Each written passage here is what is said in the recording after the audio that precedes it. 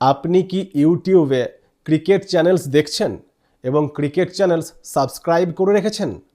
তবে সাবধান হয়ে যান, আপনার উপরেও ঘনিয়ে আসতে পারে বিপদ। ইউটিউবে কত চ্যানেলস দেখছেন, কত ক্রিকেটের হাইলাইটস দেখছেন, কত ক্রিকেটের অ্যানালিসিস ভিডিও দেখছেন, কত চ্যানেলস সাবস্ক্রাইব করে রেখেছেন। কেনই বা সাবধান হতে বলছি আর কেনই বা সাবস্ক্রাইব করার আগে একটু চিন্তা ভাবনা করতে বলছি, সেটা বোঝার আগে আমি যে ঘটনাটা আপনাদের দেখাতে যাচ্ছি সেটা না দেখলে আপনি এই পুরো ব্যাপারটা বুঝতে পারবেন না। 3 দিন আগে 19শে ডিসেম্বর যখন ইউটিউবার অনুরাগ দ্বিবেদীর বাড়িতে ইডির রেড পড়েছিল না, তখন ইডির অফিসার্সরা সবাই মাথায় হাত দিয়ে বসেছিল যে একজন ইউটিউবার এত টাকা কিভাবে উপার্জন করতে পারে। 1 লাখ নয়, 2 লাখ নয়, 1 কোটি নয়, 2 কোটি নয়, কয়েকশো কোটি টাকা বেরিয়ে এসেছে। ভাই, যে লোকটা ক্রিকেটের ভিডিও বানাতো সেই লোকটা ক্রিকেটার্সদের থেকেও বেশি ধনী হয়ে গেছে। আপনারা কি কখনো এটা ভাবতে পেরেছিলেন? না ভাবা যায়? আপনি যদি একটু খেয়াল করে দেখেন তাহলে এই লোকটাকে আপনি কখনো না কখনো অবশ্যই দেখেছেন। যেমন আজকে কে জিতবে, আজকে টসে কে জিতবে, আজকের প্লেইং 11 কেমন হবে, একদম পারফেক্ট বলে দিত। ম্যাচের আগেই বলে দিত ম্যাচ কে জিতবে, এবং তার প্রেডিকশনগুলো না 80% ঠিক হতো। কি করে করতো এইসব প্রেডিকশন? যাই হোক, এই ভাই সাহেবের নাম অনুরাগ দ্বিবেদী এবং ইনি ইউটিউবে ভিডিও বানাতেন, একজন ইউটিউবার। আসলে যখন ড্রিম 11 বাজারে এলো না, তখন এই ভাইয়ের ভাগ্য এত তাড়াতাড়ি উজ্জ্বল হয়ে গেল যে আমাদের সূর্যদেবও এত দ্রুত উজ্জ্বল হতে পারে না যত দ্রুত অনুরাগ দ্বিবেদী উজ্জ্বল হয়ে উঠেছিল। আসলে ওনার বাড়ি উত্তরপ্রদেশের উন্নাও জেলায়, কানপুরের একটু পাশের এলাকা।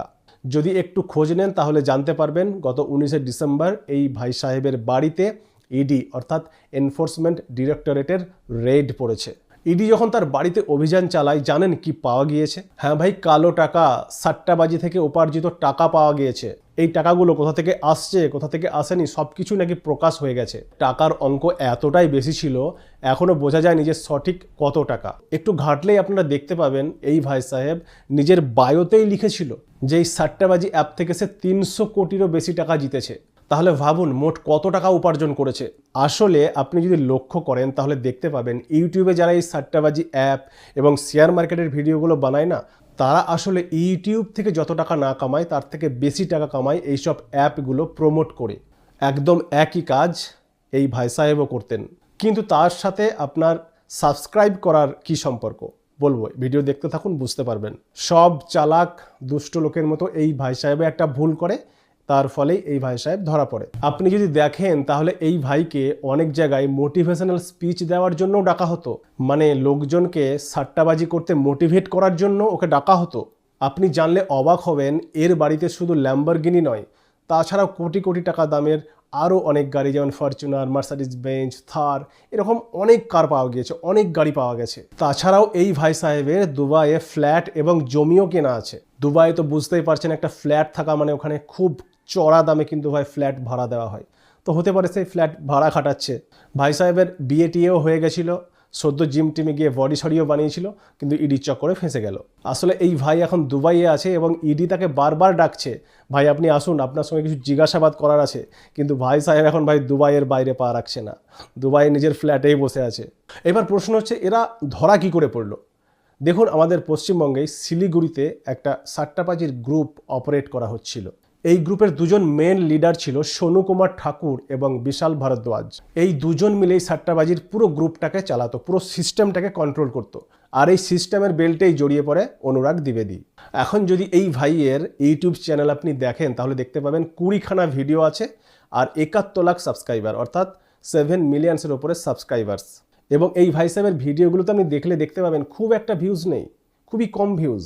আসলে এই ভাই সাহেব কী করতো, তার ভিডিওগুলোকে গুগল অ্যাডসের মাধ্যমে প্রমোট করত, যার ফলে তার ভিডিওতে প্রচুর প্রচুর ভিউ জেনারেট হতো এবং সাবস্ক্রাইবারও গেইন করতো।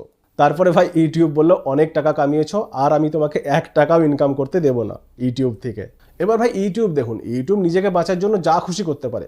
যখন মার্কেট থেকে এইসব গেমিং অ্যাপগুলো, এইসব সাট্টাবাজি অ্যাপগুলো ব্যান করা হলো, তখন ইউটিউব কিন্তু একটা নতুন রুলস নিয়ে এলো যে ইউটিউবে এইসব অ্যাপগুলোকে আর প্রমোট করা যাবে না। এবং এই রুলস নিয়ে এসেই সঙ্গে সঙ্গে এই ভাই সাহেবের ভিডিওতে কপিরাইট দিতেই থাকে ইউটিউব। এবারে কি হয়, এই ভাই সাহেবের চ্যানেলসে 1000 খানেকের ওপরে ভিডিও ছিল। যেসব ভিডিওগুলোতে কপিরাইটস এসেছিল সেই সব ভিডিওগুলোই ভাই সাহেব ডিলিট করে দেয়, আর এখন শুধুমাত্র 20 খানা ফ্রেশ ভিডিও পড়ে আছে। 2017-18 থেকে ভাই ইউটিউব শুরু করে এবং 3-4 বছরের মধ্যে কয়েকশো কোটি টাকার মালিক হয়ে যায়। এই ভাই সাহেবকে একটা ভিডিওতে তো এটাও বলতে শোনা যায় বা দেখা যায় যে আমি কে তোমরা জানো? বিরাট কোহলি কি জিনিস? বিরাট কোহলির কাছে কত হাজার আছে, কত হাজার কোটি টাকা আছে। আরে আমার কাছে কম থাকলেও বেশি কম নেই, আমি তার ধারে কাছেই আছি। তাহলে চিন্তা করুন, বিরাট কোহলির কাছে যদি কমসে কম 1000-1500 কোটি টাকা থাকে, তাহলে এই ভাই সাহেবের কাছ থেকে তো কমসে কম আমরা 500-600 কোটি টাকা আশা করতেই পারি। ইডির ইনভেস্টিগেশনে এটাও জানা গেছে যে হাওয়ালার মাধ্যমে প্রচুর টাকা আসতো, অনেক ফেক অ্যাকাউন্ট বানানো হয়েছিল। ফেক বলতে অন্য কোনো ব্যক্তির নামে অ্যাকাউন্ট বানানো হয়েছিল, এই ভাই সাহেবের পরিবারের সব সদস্যর নামে অ্যাকাউন্ট বানানো হয়েছিল এবং সেই সব অ্যাকাউন্টের মাধ্যমে ঘুরে ফিরে টাকা এনার কাছে পৌঁছে যেত। অর্থাৎ সোজা রাস্তায় নয়, একটু ব্যাকাটারা হয়ে শেষমেশে ইনার কাছেই আসতো, ইনার ঝোলাতেই আসতো। কিন্তু ভাই শেষ পর্যন্ত ইডি ভাই সাহেবকে ধরেই ফেলে।